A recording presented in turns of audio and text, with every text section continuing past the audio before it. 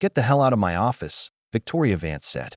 She stood by the floor-to-ceiling window on the top floor of the Vance Capitol Tower, looking out over the glowing grid of Midtown Manhattan. Her $1,200 red Louboutins clicked with razor-sharp precision against the polished marble as she turned to face me. In her manicured hand, she held the signed termination notice. Her lips curled into a cold, cruel smile. Beside her stood Julian Mercer, her newly appointed senior vice president.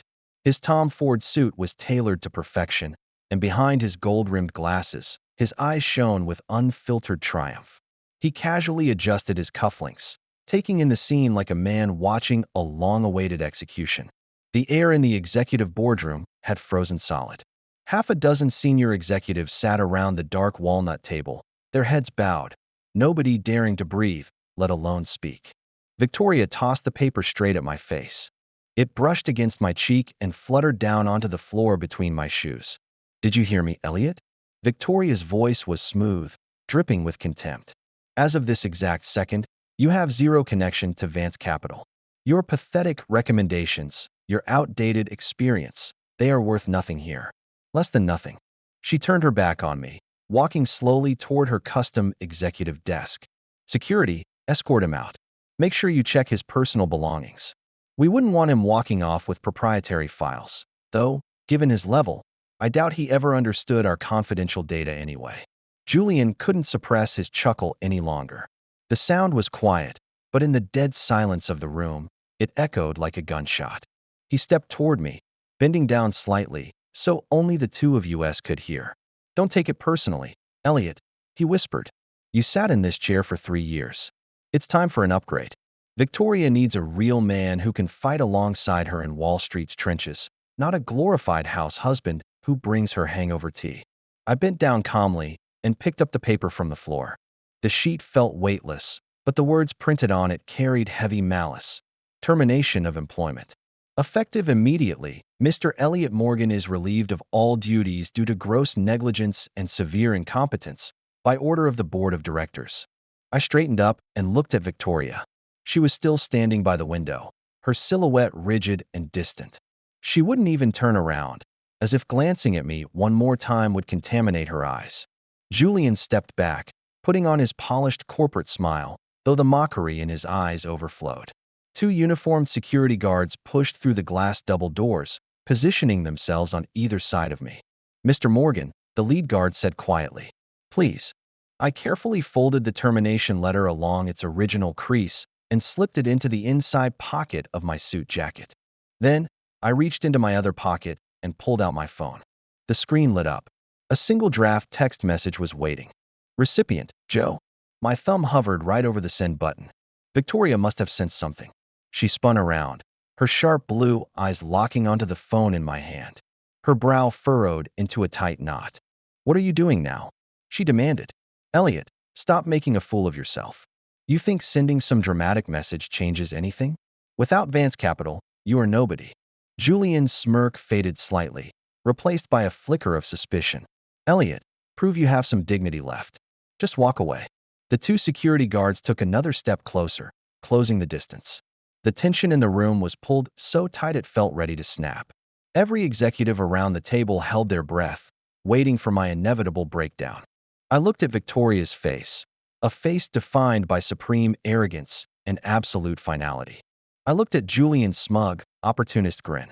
And I looked around this grand boardroom, a room I had spent 3 exhausting years protecting, yet a place where I was never truly accepted. My thumb pressed down. Sent. The screen flashed, message delivered. I put the phone back into my pocket and casually straightened my lapels. My movements were slow, methodical, as if I were simply adjusting my tuxedo at a dull charity gala. Then I raised my eyes and met Victoria's gaze head-on. "Victoria," I said. It was the first time in 3 years I had addressed her by her full first name in front of her executive board. Her pupils contracted sharply. "You just said that Vance Capital will thrive without me?" I continued. My voice wasn't raised. It was unervingly calm, cutting through the room like an iced blade. "So let's make a bet." Victoria sneered. "A bet? Let's bet whether you'll still be sitting in that executive chair before the sun rises tomorrow morning." The entire room went dead silent. The color drained from Victoria's face at a visible rate. Her lips parted, but no sound came out. Julian's hand twitched against his tie. For the very first time, absolute panic flashed behind his gold-rimmed glasses. He opened his mouth to bark an insult, but his throat locked up. I turned on my heel and walked toward the exit. The two security guards instinctively stepped aside, clearing a path for me without a word. When my hand touched the stainless steel handle of the entrance door, I stopped. I didn't turn around. I simply dropped my final words over my shoulder into the suffocating quiet. By the way, I said softly, I forgot to mention something. Victoria's breath hitched. 3 years ago, when you took over Vance Capital and found an anonymous $80 million wire transfer in the company account that saved you from immediate bankruptcy. I paused slightly. That was my money. I pulled open the door and stepped out. The heavy glass door swung shut behind me, sealing in the sudden, explosive chaos that erupted inside the boardroom. I walked down the private executive elevator bank, the silence of the corridor wrapping around me like a cold coat. My footsteps echoed evenly against the marble floor. 3 years. For 3 long years, I had deliberately erased my name from Wall Street. I had stepped into the shadows, playing the role of an unpretentious, quiet executive assistant. And at home, a dutiful husband who made sure her schedule was flawless, her meals were prepared, and her corporate flank was protected from every hidden predator in the market. She thought she built Vance Capital with her own ambition. She thought her vision was what conquered the board. She never knew that every major contract she closed was pre-cleared by my contacts, or that every hostile takeover attempt against her firm was quietly neutralized before the paperwork ever reached her desk. My phone vibrated in my palm. I pulled it out. A text message from Joe had already arrived. Joe, the strike sequence has been initiated. Apex Titan Capital is withdrawing all liquidity support from Vance Capital effective immediately. The SEC and Thailand's Ministry of Finance have received the full dossier on Julian Mercer. Shall I notify the press? I typed back with one hand while stepping into the private elevator. Elliot, release the debt recall notice to her finance department at midnight. Let her enjoy the evening first. Joe, understood, boss. The Rolls-Royce is waiting at the side entrance on 48th Street. The elevator doors glided shut, cutting off the top floor of Vance Capital entirely. As the indicator numbers started counting down rapidly, I stared at my reflection in the polished steel walls. I looked calm, too calm. The young, naive man who thought love could overcome corporate vanity was officially dead. When the elevator chimed at the sub-basement level, I stepped out into the quiet VIP parking garage. A sleek, midnight black Rolls-Royce Phantom was idling silently near the private exit, its dark, tinted windows hiding the interior. The rear door clicked open automatically as I approached. I stepped in and sat down on the custom leather seat. Sitting opposite me was Joseph "Joe" Vance. No relation to Victoria, but a man whose name carried terrifying weight in the upper echelons of global private equity. Joe was 60, wearing a tailored charcoal suit with a silver pocket square.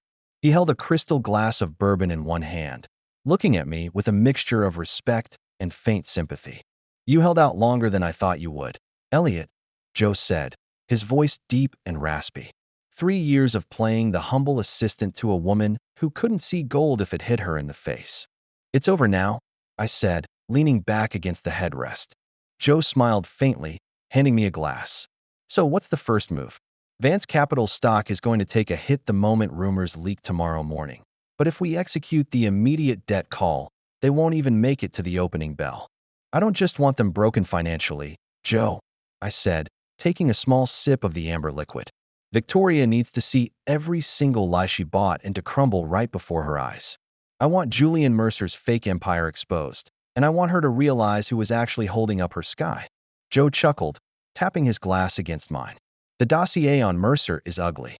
He's been funneling Vance Capital's offshore expansion funds directly into a shell account in the Cayman Islands registered under his cousin's name. The guy thinks he's a genius. He didn't realize we owned the bank in Grand Cayman.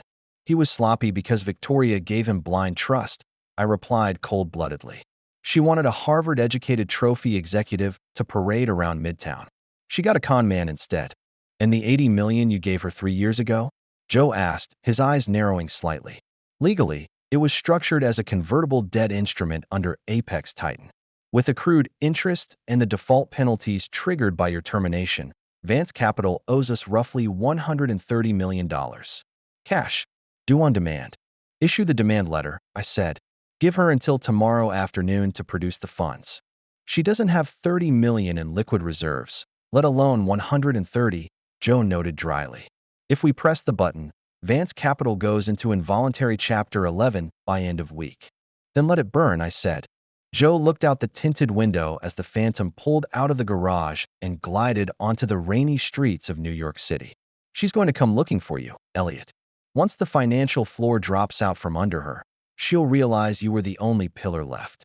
She can look all she wants, I said, watching the neon signs of Times Square blur past in the rain. When she finally finds me, I won't be her assistant anymore. My phone buzzed again. It was an incoming call from an unsaved number. I recognized the area code. It was the internal landline from Victoria's private office. I didn't answer. I simply pressed the side button, declining the call, and muted the device entirely. Driver, I said softly, looking toward the front windshield. Take us to the penthouse at the Hudson Yards. Yes, Mr. Morgan, the driver replied. The Rolls-Royce accelerated smoothly into the Manhattan traffic, leaving the towering shadow of Vance Capital behind in the dark.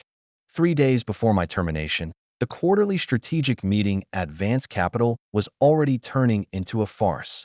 The long conference table in boardroom A was crowded with senior vice presidents, risk officers, and department heads.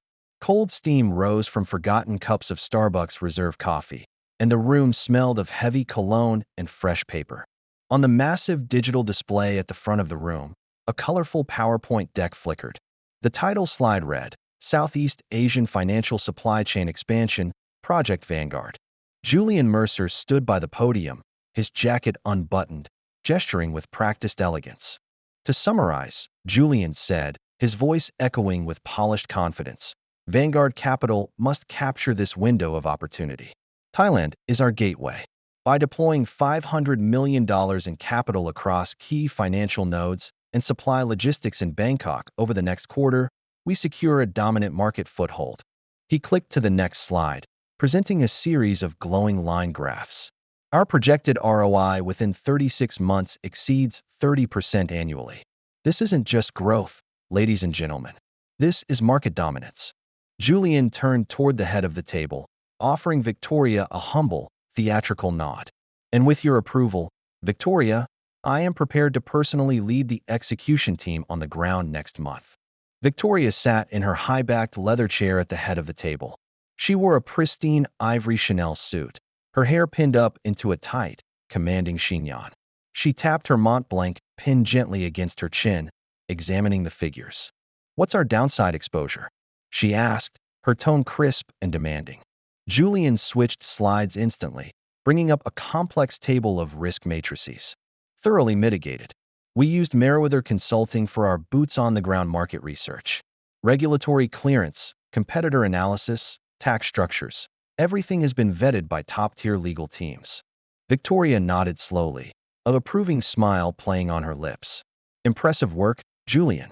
$500 million is a massive allocation, but Vance Capital didn't get to where it is today by playing it safe. Around the table, several executives murmured in agreement, eager to ride the coattails of Victoria's new favorite. I sat at the very end of the table, 12 seats away from Victoria. In front of me laid a 28-page document I had spent 2 straight sleepless nights compiling. Southeast Asia expansion, geopolitical risk assessment, and counterproposals. Every figure was double-checked. Every regulatory red flag was cross-referenced with intelligence from regional contacts. Yet, from the start of the meeting until now, nobody had acknowledged my presence. Victoria hadn't looked my way once. To her, I was just part of the furniture, the quiet assistant who took notes and made sure her schedule ran smoothly. Julian cleared his throat, taking a step toward Victoria. If there are no objections from the board, I'd like to sign the preliminary wire authorization today. I object, I said. My voice wasn't loud, but in the quiet conference room, it cut through Julian's pitch like a steel blade. The entire room went still. Heads turned. Smiles froze. Executives exchanged amused, incredulous looks. Julian's eyes narrowed behind his gold-rimmed glasses, though his smile stayed firmly in place. Elliot, do you have a question about the formatting of the slides? A few low chuckles rippled through the room. I don't care about your slides, Julian, I said, flipping open my folder. I care about the 3 fatal flaws in your proposal that will burn $500 million of company capital. Julian's smile tightened slightly. Fatal flaws? That's a bit dramatic, don't you think?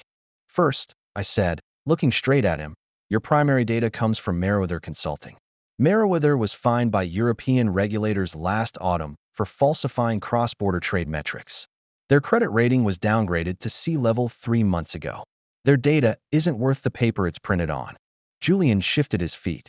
That was an isolated administrative issue in their European division. Second, I interrupted, your cost projections omit local tariff shifts, protectionist mandates, and gray market compliance fees. You budgeted $60 million for operational overhead. The real figure is closer to $120 million.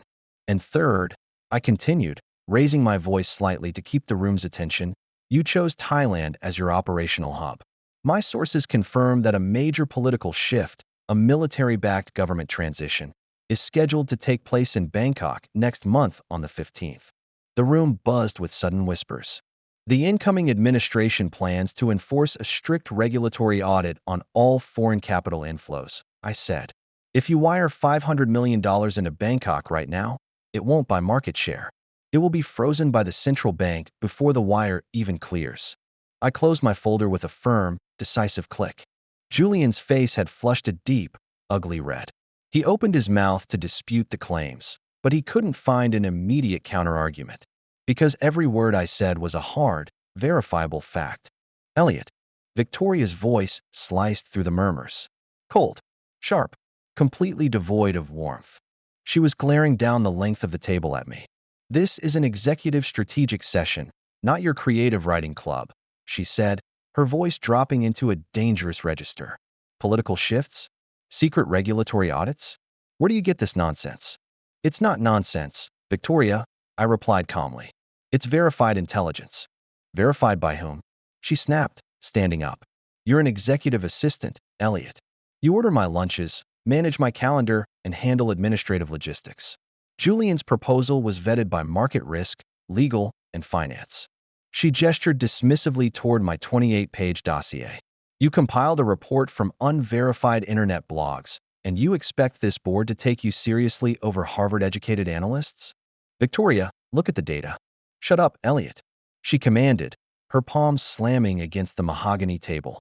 The room held its breath. Know your place, Victoria said, leaning forward, her eyes flashing with anger. Your job is to support this executive team, not to sabotage our growth with your paranoia. You've been sitting in the back of these meetings for 3 years, developing an absurd illusion that you understand global finance. She turned away from me, dismissive and resolute. Julian, ignore him. Preliminary approval is granted. Prepare the first $100 million wire tranche for transfer tomorrow afternoon. Julian's posture relaxed instantly. He shot me a subtle, triumphant smirk. Thank you for your leadership, Victoria. I won't disappoint you. Meeting adjourned, Victoria announced, picking up her tablet and turning toward her private office without giving me a single glance. The executives filed out, chatting animatedly with Julian, offering him congratulations. As Julian passed my chair, he leaned down, keeping his voice low. Nice try, house husband. Next time, stick to picking up Victoria's dry cleaning. I didn't answer. I simply packed my folder into my briefcase. An hour later, I was back in my small office adjoining Victoria's main suite. My personal phone buzzed on the desk. I unlocked it. An encrypted message from an international number appeared. Contact in Bangkok confirms. Operation Iron Curtain executes on the 15th. All foreign capital under review will be seized. Mercer's primary contact in Thailand is a Shell director connected to Mercer's Cayman entity. I deleted the text and cleared the log. Then I opened an encrypted directory on my laptop. Inside were complete digital records of every deal Julian Mercer had touched since joining Vance Capital 3 months ago. Every kickback, every falsified research expense, every private communication between his personal email and an offshore firm called Mercer Associates Limited, registered in Grand Cayman. 30% of that Cayman company was held by a trust named Vance Legacy Holdings, a fake trust Julian had pitched to Victoria as a tax-sheltered vehicle for her personal wealth. He wasn't just risking company capital. He was actively preparing to rob her blind while letting her take the fall. I closed the laptop and rubbed my temples. The connecting door to Victoria's office swung open. She stood in the doorway, her arms crossed over her chest, her expression icy. "In my office." "Now," she ordered. I stood up and followed her in. She didn't sit down. She walked straight to the floor-to-ceiling windows, her back turned to me. "You embarrassed me in front of the board today, Elliot," she said, her voice flat. "Julian is the most talented strategist we've hired in 5 years. The board was ready to back him fully, and you made us look disorganized. I saved you from walking into a trap," I said quietly. Victoria turned around, her face twisted in frustration. "A trap? Elliot, Vance Capital is struggling. Net revenue fell 20% last fiscal year. Competitors are eating our market share. I need wins. I need bold moves, not a timid husband constantly whispering warnings in my ear." She walked up to me, stopping just 2 feet away. "Julian has vision. He has guts. He's offering me a way to build a legacy." "What are you offering me?" "Caution. Fear." "I'm offering you the truth," I said. "If you wire that 100 million tomorrow, you will never see it again." Victoria let out a cold, bitter laugh. "You really believe you know better than everyone else, don't you? You think because you sit in the room while real deals are made, you're a player?" She stepped closer, pointing a manicured finger at my chest. "Let me remind you of something, Elliot. 3 years ago, when we got married, you had nothing. No corporate standing, no major assets, no legacy. I gave you a front-row seat to power. You think that's what happened?" I asked softly, a faint, sad smile touching my lips. "That is exactly what happened," she snapped. "And I am sick of you pretending otherwise. Tonight is the Wall Street Children's Hospital Gala. Julian is accompanying me as my corporate partner. You will stay here, finish summarizing the Q2 audit reports, and have them on my desk by 8 a.m. tomorrow." I looked into her eyes. There was no affection left, no respect, only cold ambition and contempt. "Understood," I said quietly. "Good," Victoria said, turning back toward her desk. "And Elliot? Stop trying to play the hero. It doesn't suit you." I turned and walked out of her office, closing the heavy wooden door silently behind me. I walked back to my desk, opened my laptop, and dialed Joe's secure line. "Joe," I said as soon as he picked up. "Elliot," Joe's deep voice came through the speaker. "Is the trap sprung?" "She just authorized the first $100 million wire to Mercer's Thailand account," I replied, looking out at the gray Manhattan sky. "Let Mercer take the money. Let him think he won." "And Thailand?" Joe asked. "Notify our contacts in the Thai Ministry of Finance," I said coldly. "The moment the wire lands in Mercer's shell account tomorrow morning, execute the freeze. Cut off his exit route." "And Victoria?" Joe hesitated slightly. "When the news breaks, Vance Capital's board will panic." "Let them panic," I said. "It's time Victoria learns what happens when she cuts down the only pillar holding up her roof." The grand ballroom at the Waldorf Astoria was drowning in gold leaf, crystal chandeliers, and the muffled hum of Manhattan's elite. Champagne poured freely into tall flutes while an orchestral quartet played softly in the corner. Victoria Vance arrived precisely at 8 o'clock. She wore a backless black Valentino silk gown that commanded immediate attention. On her arm was Julian Mercer, sharp and beaming in a midnight blue Tom Ford tuxedo. Together, they moved through the crowd like Wall Street royalty, accepting quick handshakes, flattering smiles, and admiring glances from hedge fund managers and real estate tycoons. Victoria, magnificent as always, Arthur Pendleton, a senior board member of the New York Stock Exchange, said as he stepped into their path with a glass of scotch. "And I hear congratulations are in order. Rumor has it Vance Capital is expanding heavily into Southeast Asia." Victoria smiled, her posture radiant. "Thank you, Arthur. Yes, we're closing the initial funding tranche this week. We're targeting a 30% margin over the next 3 years." "Aggressive," Pendleton said, raising his glass. "Just like your grandfather." "And who's your young sharpshooter here?" Julian extended his hand smoothly, offering a confident, firm grip. "Julian Mercer, Senior VP of Strategy. I personally structured the Southeast Asian deployment, Mr. Pendleton." "Harvard boy, right?" Pendleton chuckled, tapping Julian's shoulder. I read your bio in the Wall Street Journal.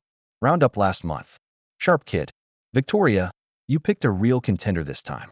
He's been invaluable, Victoria replied, casting a warm, lingering look at Julian. He has the vision this firm desperately needed. Up on the second-floor mezzanine, tucked deep into the shadows near the grand mahogany railing, I stood alone. I wore a simple black suit, holding a glass of San Pellegrino. Below me, the political theater played out exactly as expected. I watched Julian whisper something into Victoria's ear, making her laugh. A soft, genuine laugh I hadn't heard from her in over 2 years. Painful view? A deep, raspy voice asked behind me. I didn't turn around. I took a sip of my water. Not at all, Joe. It's actually quite educational. Joseph Joe Vance stepped up to the railing, leaning his heavy hands against the carved wood. He wore a traditional dark suit with a red silk handkerchief tucked into his breast pocket. In his right hand, he held a dark amber glass of Macallan. She looks completely convinced, Joe remarked, his eyes locked on Victoria. She really thinks that kid is her ticket to the top of the Forbes list. She wants to believe it, I said flatly. When people are desperate for validation, they swallow lies whole. Julian tells her she's a visionary. I told her the market was about to swallow her whole. Who would you rather listen to? Joe let out a dry, low laugh. Point taken. So, how are the dominoes falling? The wire transfer went through at 4 o'clock this afternoon, I told him, keeping my eyes fixed on the crowd below. $100 million from Vance Capital's primary reserve account moved directly into Mercer's offshore vehicle in Bangkok. Right now, he thinks he's an untraceable criminal genius. In Thailand? Joe asked. Our contacts at the Bank of Thailand are locking down the accounts as we speak. The formal freeze notice will be served to the Bangkok branch at midnight local time. By 8 o'clock tomorrow morning, Julian's cousin will be taken into custody at Suvarnabhumi Airport, trying to board a flight to Zurich. Joe took a slow sip of his whiskey, a cruel smirk appearing on his face. Clean. Lethal. What about the rest of Mercer's paper trail? Every email, every wire confirmation, every kickback agreement between Julian and his Cayman Shell company is loaded onto an encrypted server, I said. The moment I give the signal, it drops into the inboxes of the SEC, the Department of Justice, and every member of Victoria's board of directors. You're not giving her an exit ramp, Elliot, Joe observed, casting a sideways glance at me. When this explodes, Vance Capital's stock will plummet 40% before lunchtime tomorrow. She made her choice, Joe, I replied softly. She told me I was nothing without her. Let's see how much she's worth without me.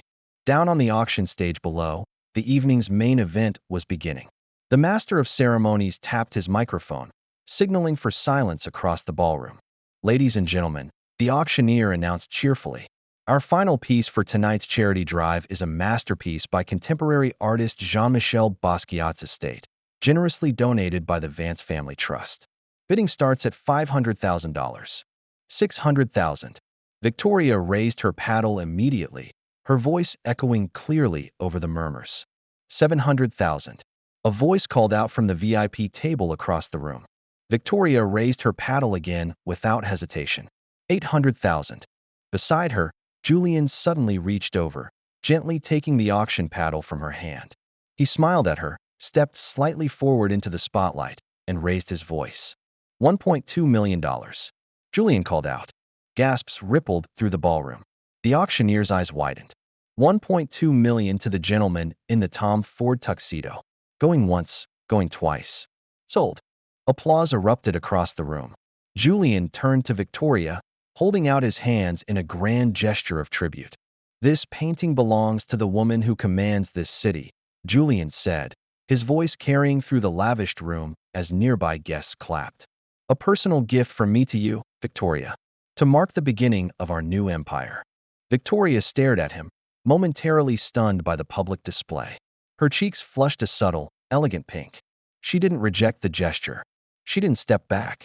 Instead, she stepped closer, rested her hand lightly on his forearm, and picked up her champagne glass. To our empire, she murmured softly, clinking her glass against his. The surrounding socialites began whispering loudly, exchanged sly nods. Are they an item now? What about her assistant husband? Please, that marriage was dead 2 years ago. Julian's an actual power player. Up on the balcony, Joe clicked his tongue in disgust. Brash kid. Spending money he hasn't even fully stolen yet. It's not his money, I said quietly, watching Julian lean down to whisper in Victoria's ear. He used the corporate expense account advances authorized for his Thailand trip to put down the auction deposit.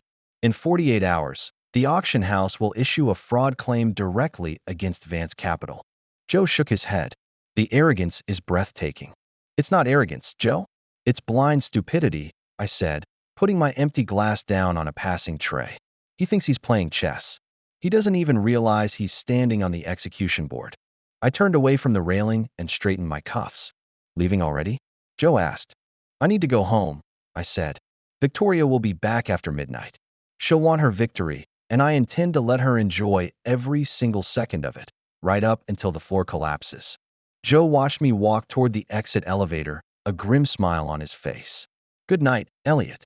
Give her my regards. See you tomorrow at Apex Titan, Joe, I replied as the elevator doors glided open. Make sure the press team is ready. It was 2:15 a.m. when the heavy oak front door of our Central Park West penthouse unlocked. I sat in the dim light of the living room. A single reading lamp illuminated on the side table. On the marble counter, a glass bowl of warm ginger and honey tea sat steaming faintly. The exact recipe I had made for Victoria every time she drank too much at corporate galas over the last 3 years. The double doors swung open. Victoria stumbled in slightly, her balance compromised by the high heels and several flutes of expensive champagne. Behind her stood Julian, holding her arm with a firm, overly familiar grip. Easy, Victoria, Julian murmured softly, his voice low and intimate. I've got you. I'm fine, Julian. Just tired. Victoria laughed, her voice slurred. Tonight was perfect. The board was practically kneeling. You deserve every bit of it, Julian said, stepping fully into the foyer. He glanced around the sprawling, multi-million-dollar living room with an unmistakable glint of greed in his eyes. Beautiful place. Though, it lacks a certain modern touch. We should remodel once the Thailand expansion closes. Maybe. Victoria leaned slightly into his side, her eyes half closed. Well, I said quietly, setting down my tablet on the coffee table. Looks like a successful gala. Julian froze. Victoria's eyes snapped open as she pulled herself away from Julian, adjusting her Valentino dress with a sudden, embarrassed twitch. Elliot, Julian said, quickly adopting a cold, professional posture. He brushed off his tuxedo lapels. You're still up. I live here, I replied, standing up slowly. I walked over to the kitchen island, picked up the glass bowl, and walked back toward the foyer. I always wait up. Julian smirked, stepping forward with his hands in his pockets. Right. The dutiful assistant. Well, I brought Victoria home safely. The auction was a massive success, as you probably saw on the news feeds. I saw, I said, offering a bland nod. 1.2 million for a Basquiat. Bold move, Julian. It's called making a statement. Elliot, Julian said condescendingly, stepping closer to me and dropping his voice. Something you wouldn't understand. Real power requires bold gestures. Victoria needed a partner who isn't afraid to stand in the spotlight with her. Is that right? I asked, looking him dead in the eye. That's right, Julian whispered sneeringly. You've had 3 years, man, and you turned yourself into a glorified butler. Look at her. She's outgrown you. No one to bow out gracefully. He turned back to Victoria, his expression instantly melting into warmth. I'll see you in the office tomorrow morning at 9, Victoria. We have the final wire verifications for Bangkok. Thank you, Julian, for everything tonight, Victoria said softly.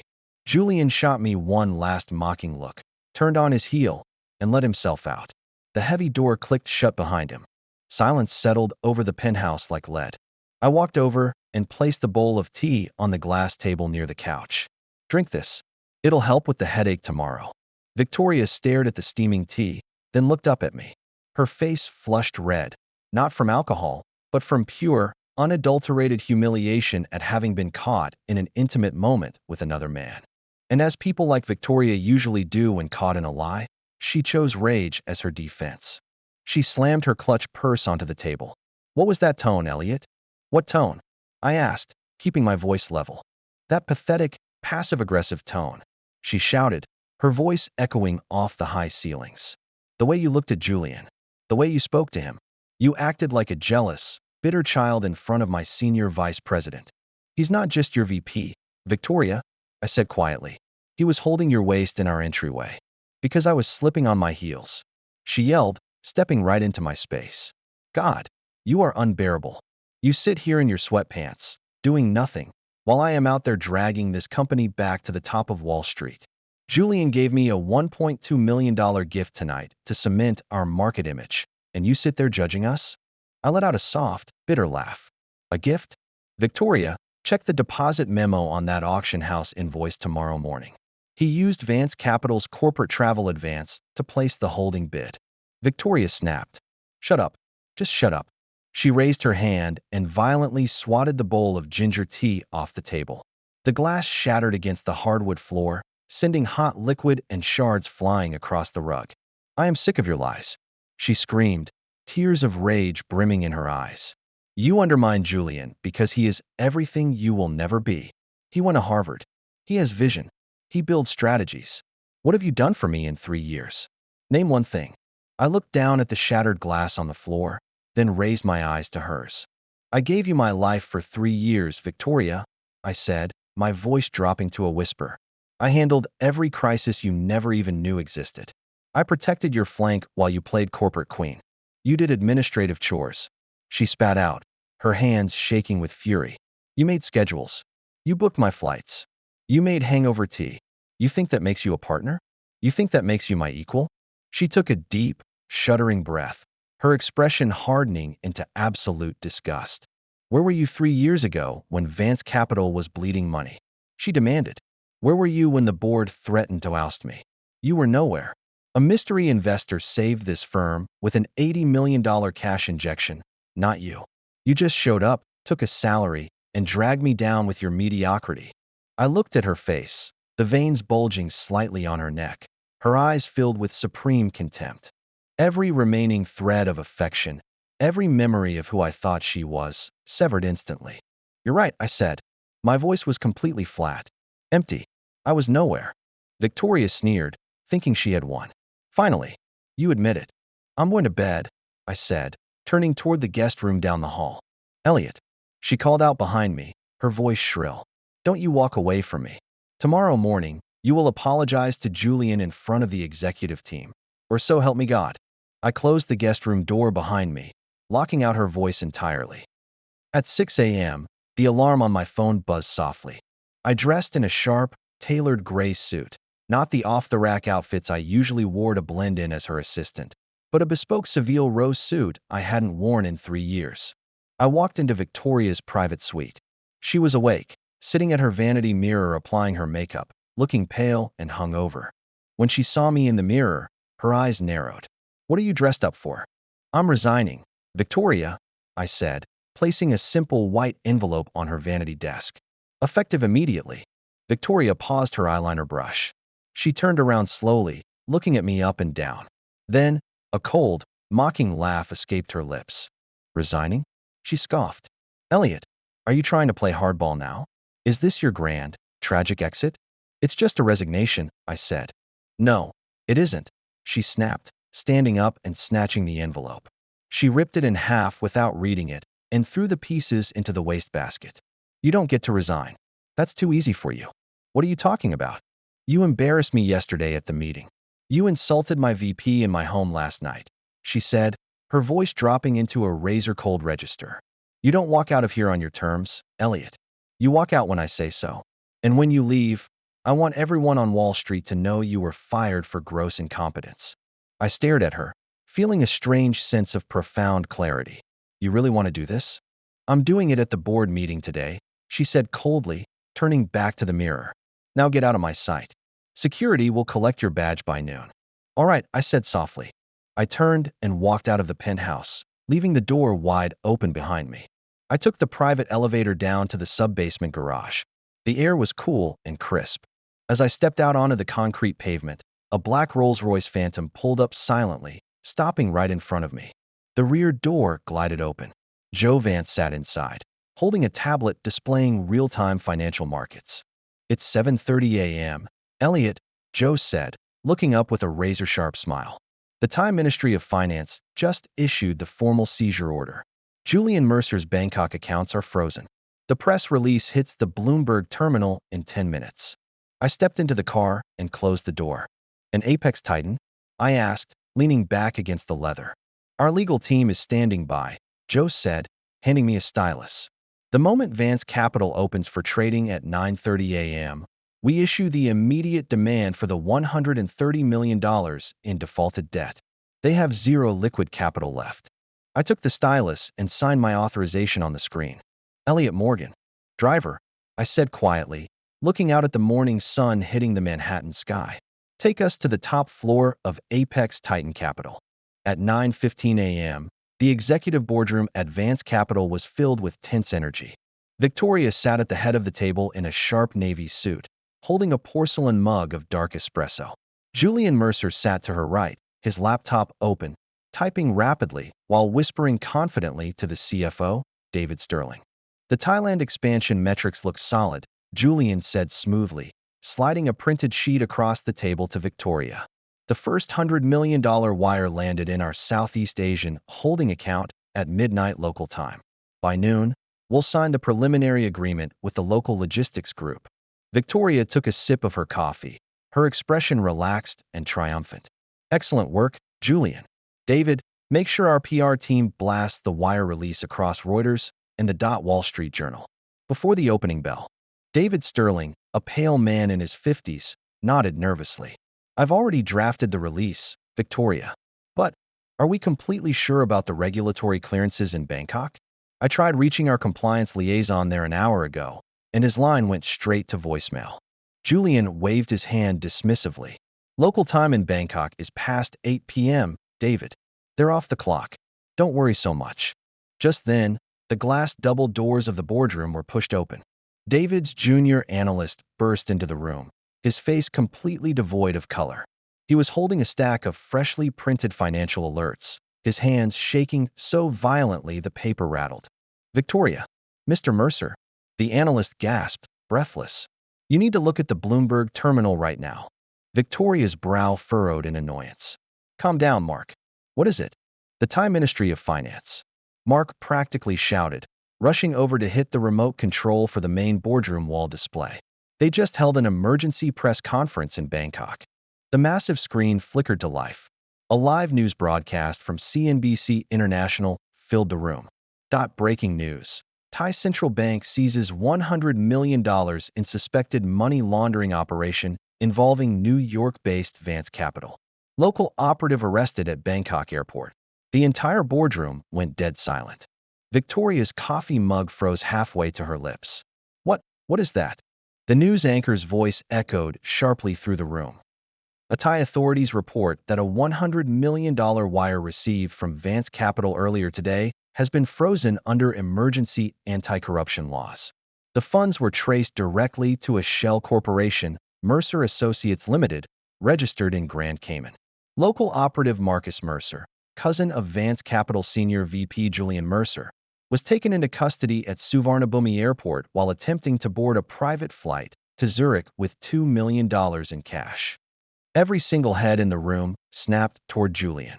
Julian's face had turned an ashen, ghostly white. The pen in his hand slipped, clattering against the glass table. Julian, Victoria said, her voice dropping into a terrifyingly low whisper. What is the news talking about? Who is Marcus Mercer? Victoria, wait. This is a misunderstanding, Julian stammered, sweat breaking out instantly along his hairline. He scrambled to open his laptop, his fingers trembling over the keys. It's a mistake. A regulatory mix-up. I'll call our local counsel. Before he could dial, David Sterling's phone rang. Then Mark's phone. Then 3 other executives' phones rang simultaneously. David answered his line on speaker, his face turning grayer by the second. Sterling here. David, it's trading. The head trader yelled over the speaker. Vance Capital stock just opened. We're down 28% in the first 3 minutes. Institutional investors are dumping shares in mass panic. Short sellers are tearing us apart. Freeze trading. Issue a pause. David screamed into the phone. We can't. The NYSE just halted our stock automatically due to extreme volatility. The trader shouted back. There are rumors the SEC is opening a formal fraud investigation into Mercer's offshore accounts. Victoria stood up so fast her chair screeched loudly against the floor. She slammed her hands onto the table, staring at Julian like a predator ready to pounce. "Julian Mercer," she roared, her composure completely shattered. "Where is my $100 million? Victoria, listen to me," Julian cried out, backing away from the table with his hands up in panic. "I was trying to protect the firm's assets. The Cayman entity was just a tax-sheltered vehicle. I didn't know Marcus was going to pull cash out. I swear to God I didn't know. You lied to me." Victoria screamed, her eyes wide with fury and horror. "You faked the compliance reports. You stole from my company. You authorized the wire." Julian yelled back, his arrogant facade completely gone, replaced by desperate cowardice. "You signed off on it, Victoria. You wanted this expansion. You pushed for it." While they screamed at each other, the heavy oak doors of the boardroom swung open once again. This time, 3 men in tailored black suits walked in. Leading them was a sharp, middle-aged woman holding an official leather folder. "Victoria Vance?" the woman asked, her voice calm, icy, and entirely professional. Victoria turned around, trembling with rage. "Who the hell are you? Get out of my boardroom." "I am Sarah Jenkins, Chief Legal Counsel for Apex Titan Capital," the woman said, stepping forward and laying a thick legal document directly in front of Victoria. "I am here to formally serve Vance Capital with a notice of acceleration and immediate debt recall." David Sterling's head snapped up. "Apex Titan? What are you talking about? We don't have any outstanding loans with Apex Titan. Check your secondary capital reserves from 3 years ago, Mr. Sterling," Sarah Jenkins replied coldly. An $80 million emergency injection was provided to Vance Capital under a convertible debt instrument issued by Apex Titan Capital. Under Clause 14B of that contract, any instance of corporate fraud, executive felony arrest, or stock depreciation exceeding 20% triggers an immediate default. She tapped the document with her pen. "Apex Titan Capital is calling in the debt. Effective immediately," Sarah announced. "With accrued interest, default penalties, and legal fees, the current outstanding balance is $132,400,000. Victoria felt her knees go weak. She grabbed the edge of the table to keep from falling. $132 million? That's impossible. We don't have that kind of liquidity." "Then you have 24 hours to produce it," Sarah said flatly. "Or Apex Titan Capital will initiate involuntary Chapter 11 bankruptcy proceedings against Vance Capital tomorrow at noon, liquidating all company assets." "Who authorized this?" Victoria screamed, tears of panic finally spilling over her lashes. "Who is behind Apex Titan? Give me the chairman's name. I'll talk to him personally. I know everyone on Wall Street." Sarah Jenkins stopped near the exit door. She turned back and looked at Victoria with a look of profound, chilling pity. "You know him very well, Ms. Vance," Sarah said softly. "The sole owner and managing partner of Apex Titan Capital is your husband, Mr. Elliot Morgan." The entire room went dead silent. It was as if all the air had been sucked out of the space. Victoria froze. Her breath caught in her throat. Her eyes dilated to tiny points as the words replayed in her brain like a deafening explosion. "Elliot Morgan. The sole owner is Elliot Morgan." "No," Victoria whispered, her voice barely audible. "No, that's impossible. Elliot he's just my assistant, he's nobody." "Mr. Morgan sends his regards," Sarah Jenkins added, her voice dropping into a final, sharp point. "He told me to remind you of what he said yesterday morning." Sarah looked directly into Victoria's pale, trembling face.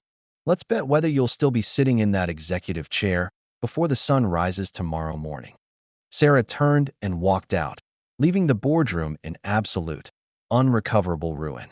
Victoria collapsed back into her executive chair. The room around her spun wildly. Julian was sobbing near the window. David was hyperventilating into a paper cup, and the news anchor on the screen kept repeating the destruction of her stock. She looked down at her hands that had thrown away the only man who had ever truly held up her world. "Elliot," she choked out, her voice breaking into a terrified, sobbing whisper. "What have I done?" By 2 p.m., the grand marble lobby of Apex Titan Capital's tower at Hudson Yards was locked down. Outside, Rain lashed against the glass facade while dozens of financial journalists and TV news crews camped on the sidewalk. Across Manhattan, Vance Capital's collapse was the only story that mattered. The stock had lost 60% of its market cap in 6 hours. Federal prosecutors had already issued an arrest warrant for Julian Mercer, who was last seen being led out of his Upper East Side apartment in handcuffs. Inside the private elevator, Victoria Vance watched the floor numbers count up rapidly. Her hair was disheveled, her navy blazer wrinkled, and her eyes bloodshot. She clutched a leather folder containing Vance Capital's audited balance sheets with white knuckles. 3 hours ago, she had spent every favor, called every bank CEO, and begged every private equity contact in New York for an emergency $30 million line of credit. Every single one of them turned her down. Victoria, one veteran hedge fund manager, had told her over the phone before hanging up, "You're radioactive. Apex Titan owns your debt, and nobody on Wall Street fights Elliot Morgan." The elevator chimed quietly. The doors glided open directly into the private penthouse suite of Apex Titan Capital. The office was vast, minimalist, and bathed in the gray light of the afternoon storm. Floor-to-ceiling glass windows offered an unobstructed view of the entire Manhattan skyline, including the distant, shadowed roof of Vance Capital Tower. Joe Vance stood near a leather lounge sofa, sipping espresso. Beside him stood Sarah Jenkins, sorting through a fresh stack of legal filings. And at the massive dark oak desk near the window sat Elliot. He wore a tailored charcoal three-piece suit, a silver tie, and a Patek Philippe watch. His laptop was open, his expression composed, calm, and utterly impenetrable. Victoria stopped 10 feet away from his desk. Her chest heaved as she stared at the man she had spent 3 years dismissing as a timid, useless house husband. "Elliot," she choked out, her voice rasping with desperation. Elliot didn't look up immediately.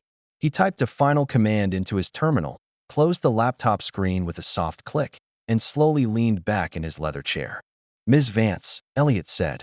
His voice was level, completely devoid of heat or malice. "You didn't make an appointment."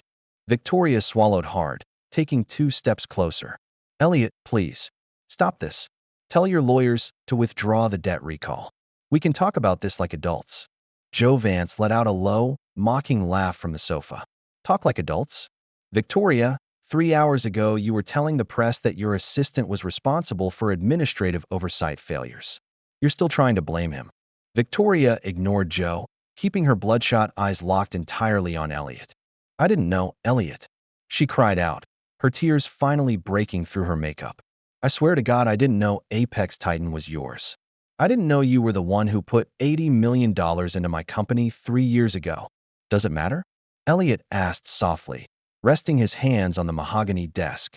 "If Apex Titan belonged to a stranger, would that change the fact that your firm committed fraud, authorized illegal wires, and defaulted on its financial covenants? Julian tricked me." Victoria slammed her hands onto the desk, leaning over, her voice cracking. "He lied to me. He forged documents. I was trying to save our legacy, Elliot.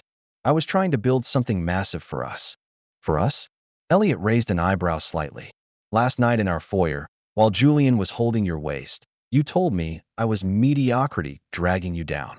You told me I had done nothing for you in 3 years." Victoria flinched as if struck. "I was angry," she sobbed, dropping her leather folder onto his desk. "I was drunk and stupid and proud. I was arrogant, Elliot. I admit it. I was blind." She hurried around the side of the desk, reaching out to grasp his sleeve. "Please, Elliot. We're married. We took vows. You loved me once. You protected me 3 years ago when my father died and the board tried to tear me apart. You can save me again. Just convert the debt into equity. Give me 6 months. I'll purge the entire executive team. I'll fire everyone connected to Julian. I'll make you vice chairman." Elliot pulled his arm away smoothly, out of her reach. 6 months? Elliot asked, his gaze cold. "In 6 months, Vance Capital won't exist. Apex Titan files the involuntary Chapter 11 petition at noon tomorrow." Victoria's breath hitched. She looked at Sarah Jenkins, then at Joe Vance, realizing with rising horror that no one in the room was going to intervene. She looked back at Elliot. The man sitting in front of her wasn't the quiet husband who folded her laundry, cooked her ginger tea, or endured her bitter insults in silence. He was a ruthless titan of Wall Street who had built a financial dragon in the shadows while letting her play with matches. A sudden, overwhelming wave of terror and shame washed over her. Victoria's knees buckled. Her high heels slipped, and she sank heavily onto the polished hardwood floor right beside Elliot's chair. She fell to her knees, her hands grasping at the hem of his trousers, her face wet with tears, completely stripped of every ounce of pride she had carried for 30 years. "Please, Elliot," she whimpered, begging from the floor. "I'm on my knees. I'm begging you. Don't destroy me. Don't take Vance Capital away from me. It's all I have. My father built it. I built it. I'll give you full control. I'll sign over my voting shares. Just don't bankrupt me. Please." The room went completely quiet, save for the sound of Victoria's ragged, desperate sobs. Elliot looked down at her. There was no joy in his eyes, no triumph, only a deep, crystalline clarity. "Get up, Victoria," Elliot said quietly. "Not until you say you'll save the firm," she sobbed, clutching his pants leg tightly. "Please, Elliot. Have mercy." "Mercy?" Elliot leaned down slightly, his face inches from hers, his voice dropping into a razor-sharp whisper. "Tell me, Victoria, if the roles were reversed today, if I were the one begging on my knees on your office floor after you fired me, ruined my reputation, and threw my things into the street, would you have shown me mercy?" Victoria opened her mouth, but no words came out. Her lips trembled uselessly, because she knew the answer. And he knew it too. If he had been on his knees in her office that morning, she would have called security and had him dragged out onto 48th Street like garbage. "You wouldn't have hesitated for a second," Elliot answered for her, standing up slowly and stepping away from her grasping hands. "You would have crushed me to prove your power to Julian Mercer and your board." Victoria slumped back against the base of the desk, burying her face in her hands, weeping uncontrollably. Elliot adjusted his jacket and looked over at Sarah Jenkins. "Sarah," Elliot commanded. "Yes, Mr. Morgan?" Sarah stepped forward. "Is the restructuring agreement prepared?" "Yes, sir," Sarah said, pulling a concise 3-page document from her leather briefcase and laying it on the coffee table. "Terms are non-negotiable." Elliot looked down at Victoria. "Apex Titan will hold off on the Chapter 11 filing under one condition." Victoria looked up instantly, a faint, pathetic spark of hope lighting up her swollen eyes. "Anything, Elliot. Name it. I'll sign anything." "Apex Titan will acquire 90% of Vance Capital's common stock for $1, Elliot said coldly. "You will resign as CEO immediately. You will surrender all personal corporate assets, options, and severance packages." Victoria's mouth fell open. 90%? That leaves me with nothing. I'd be stripped of everything. "And," Elliot added, his voice cutting through her shock like winter frost, "before the acquisition closes tomorrow afternoon, you will hold a national press conference at the New York Press Club." A press conference?" she stammered. "You will read a prepared statement written by my legal team," Elliot said, looking down at her with unyielding finality. "You will publicly admit your gross negligence. You will confess your arrogance and blind judgment. And you will apologize to me, on live television, in front of every major news outlet in the country." Victoria stared at him, horrified. "You want me to ruin my reputation publicly? In front of the entire financial world? You wanted public execution when you fired me in front of your board yesterday, Victoria," Elliot said, turning his back on her and looking out at the rainy skyline. "I'm just giving you the stage." He didn't look at her again. "You have until 8 a.m. tomorrow to sign the agreement and agree to the broadcast," Elliot said. "If you don't, Apex Titan liquidates Vance Capital at noon. Show her out, Sarah." Sarah Jenkins stepped over, extending a hand down. "Ms. Vance, please." Victoria sat on the floor for a long moment, shivering, staring at Elliot's tall, unmoving back. Slowly, painfully, she pushed herself up from the floor, her legs trembling under her weight. She didn't say another word. She grabbed her folder, turned around, and stumbled toward the private elevator like a ghost walking into the dark. The main briefing room at the New York Press Club was packed to capacity at 10 a.m. Over 100 financial reporters, photojournalists, and news crews crammed into the aisles, their heavy camera lenses pointed directly at the wooden podium. Satellite trucks lined the street outside, broadcasting the signal live to Bloomberg, CNBC, and Fox Business. At 10:05 a.m., the side door opened. Victoria Vance walked out onto the stage alone. She wore a plain black suit with no jewelry. Gone was the pristine ivory Chanel.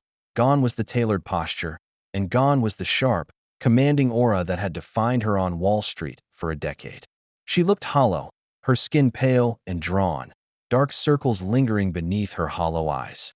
She stepped up to the podium, her hands shaking so violently she had to grip the sides of the stand to keep her balance. Flashbulbs exploded in her face like a barrage of white lightning. She didn't look at the crowd. She adjusted the microphone, pulled a folded piece of paper from her pocket, and unfolded it with trembling fingers. "Good morning," Victoria said. Her voice cracked, dry and raspy. She cleared her throat and tried again. "Good morning, everyone." The room went dead silent. "I am standing before you today to announce the complete acquisition of Vance Capital by Apex Titan Capital," she read, her voice flat, reading line by line from the legal script prepared by Sarah Jenkins. "Effective immediately, I have resigned as Chief Executive Officer and Chairman of the Board, surrendering all executive authority and equity holdings." A wave of low murmurs rippled through the press corps. Victoria swallowed hard, forcing her eyes down to the next paragraph. "The catastrophic financial losses and regulatory breaches suffered by Vance Capital over the past 72 hours were the direct result of gross negligence, unchecked ambition, and severe incompetence on my part," she continued, her voice trembling visibly now. "I allowed fraudulent actors into our highest executive ranks. I authorized illegal offshore transactions without proper due diligence. I failed our shareholders, our employees, and the market." She stopped. Her eyes welled with tears, a single drop rolling down her cheek. She took a deep, shuddering breath, trying to summon whatever tiny piece of pride she had left, but the contract demanded complete capitulation. She turned to page 2. "Furthermore," Victoria read, her voice breaking into a choked, tearful whisper, "I must issue a public and unqualified apology to Mr. Elliot Morgan." The journalists leaned forward, cameras clicking feverishly.